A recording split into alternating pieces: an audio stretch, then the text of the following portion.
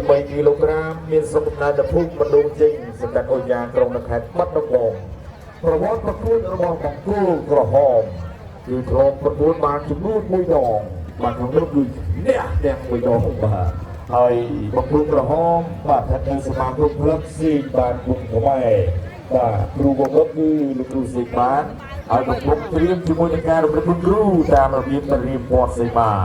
បាទលោកស្រីសូមផ្ដល់សម្លេងស្វាគមន៍គ្រប់គ្រងបានកងលោកបងប្អូនគ្នានៅបង្គោលក្រហមដែលមានឈ្មោះថាកីឡាករចំណានកីឡាករបង្គោលខៀវមានអាយុ12 ឆ្នាំកម្ពស់1.35 ម៉ែត្រទម្ងន់23 គីឡូក្រាមកីឡាករមានស្រុកកំណើតកើតនៅក្នុងភូមិវត្តតាបឹមភូមិអូតដំបង1ស្រុកសង្កែខេត្តបាត់ដំបងកីឡាករធ្លាប់ប្រកួតបានចំនួន2 ដងក្នុងនោះយកឈ្នះដៃគូប្រកួតបាន2 ដងចាញ់2 ដងមិនដែលស្មើ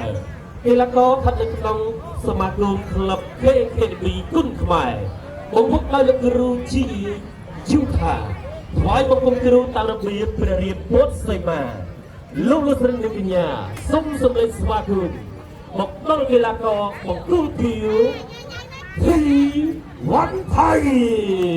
អរគុណជាបន្តសូមបន្តពេលជូនដល់លោកគ្រូឡុងវិសាល